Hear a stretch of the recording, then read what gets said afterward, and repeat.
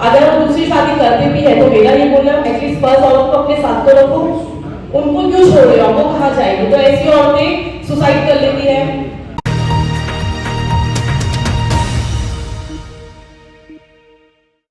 तो मैं एक मुद्दा उठाना चाहती हूँ अभी, जो कल ही की बात है। एक्चुअली दो मुद्दे हैं, लेकिन एक मुद्दा जो अभी बहुत रिसेंट है, जो कल का ही वाकया है, वो मैं बताना चाहूँगी आप सबको। मेरा कजिन है, मेरे सगे चाचा का लड़का, तो वो सुबह 5 बजे जॉब से आ रहा था। तो मानकुछ सिग्नल, अगर आपको पता होगा, तो वहाँ पे बहुत बड़ा खड्डा है और उसके कारण काफ़ी टाइम से वहाँ पे ये ट्रैफिक जैम बहुत ज़्यादा हो रहा था। तो कल जब वो आ रहा था, उसके साथ उसका एक फ्रेंड बैठा था पीछे बाइक पे। वो खड्डा उसने देखा नहीं, क्योंकि 5 बजे इतना उजाला नहीं होता है, वहाँ पे लाइट भी नहीं थी। खड्डे में उसकी बाइक गिरी और उसका सर पूरा खड्डे के अंदर, और उससे एस्केलेटर ज़्यादा दब गया, क्योंकि वो उस टाइम पे कुछ कर भी प्रोसेस नहीं कर पाया, जिसके कारण उसका पूरा चेहरा खराब हो गया। होठ फट गए, दांत टूट गए, जबान फंस गई, आँख पे मार लगी, हाथ की हड्डी टूटी। अब मैं पूछना चाहती हूँ कि इसका जिम्मेदार कौन है।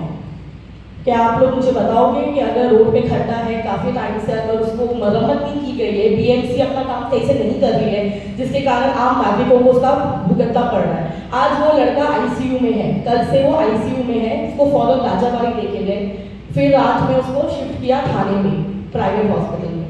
अभी वो आईसीयू में अपनी जिंदगी और मौत से जूझ रहा है। तो मैं ये जानना चाहूँगी कि अगर बीएमसी अपना काम सही से नहीं करती है, तो हम क्या कर सकते हैं, हमारा क्या है, हम उनके लिए क्या कर सकते हैं कि आज मेरा भाई हुआ है, कल को कोई और होगा, परसों कोई और होगा, कंटिन्यू ये होता ही जाएगा। तो हमें बीएमसी के वार्ड ऑफिस पे 10-20 कार्यकर्ता जाके मोर्चा लेके जाओ, जो कंसर्न वार्ड ऑफिस है वहाँ मोर्चा ले जाओ मेमोरेंडम। तो मैंने यही सोचा है कि अपना लेटर हेड पे मैं चीफ मिनिस्टर फडणवीस साहब को भी लेटर डालूंगी मंत्रालय में, पुलिस चौकी में भी दूंगी, बीएमसी वार्ड में भी दूंगी। और मैं चाहूँगी कि इसमें मेरे जो अल्पसंख्यक विभाग के जो मेरे साथी हैं, इसमें मेरा साथ दें। अगर आप लोग मेरे साथ इसमें रहेंगे तो ये काम जल्द से जल्द हो पाएगा। बीएमसी को उनकी जिसकी कारण वो चीज़ हुई है वो नेक्स्ट टाइम ना हो और लोग उससे बच सके, क्योंकि वो एक जवान लड़का है, एक 25 साल का लड़का है जो आज मौत और जिंदगी से जूझ रहा है। मैं एक और पॉइंट रखना चाहूँगी, अगर अल्पसंख्यक विभाग के कार्य जो हम है माइनॉरिटी में, कि हमारी जो लेडीज होती हैं, कोई नहीं, मतलब ज़रूरी नहीं मुस्लिम औरतें, सब हिंदू औरतें, पंजाबी औरतें, मैं सभी लेडीज़ की बात कर रही हूँ। तो हमारी लेडीज़ लोग को उतना हकूक नहीं मिलता है धर्म के हिसाब से, क्योंकि हमारे शरद पवार साहब ने 50% आरक्षण औरतों को दिया, उनको हकूक दिलवाया। तो मैं चाहती हूँ कि हम एनसीपी जो है शरद पवार साहब की पार्टी के लोग हैं, हम इसी चीज़ को आगे बढ़ाएं और औरतों के हक के लिए काम करें। क्योंकि अगर औरतें जो होती हैं, अगर उनको हस्बैंड्स उनके डिवोर्स दे देते हैं या फिर दूसरी औरत के चक्कर में आ जाते हैं या फिर उनको छोड़ देते हैं, तो बच्चे भी औरतों के साथ रख देते हैं, फिर उनको उनके मायके छोड़ देंगे, उनको खर्चा भी देंगे, पारिश भी देंगे और बोलेंगे जो अपना खुद देखो, खुद दूसरी औरत से शादी कर लेंगे।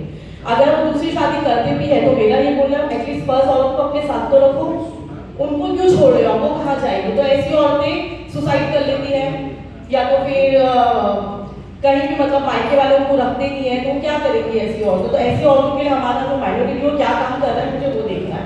तो मैं चाहती हूँ कि हमारे जो बड़े बड़े नेता हैं इस चीज़ के लिए वो क्या हेल्प करना चाहेंगे, औरतों के हक के लिए, जितनी भी औरतें हैं सबके हक के लिए वो क्या करना चाहेंगे। मैं उससे इस चीज़ की रिक्वेस्ट करती हूँ कि आप लोग प्लीज़ इस मसले पे ज़्यादा ध्यान दें। शुक्रिया।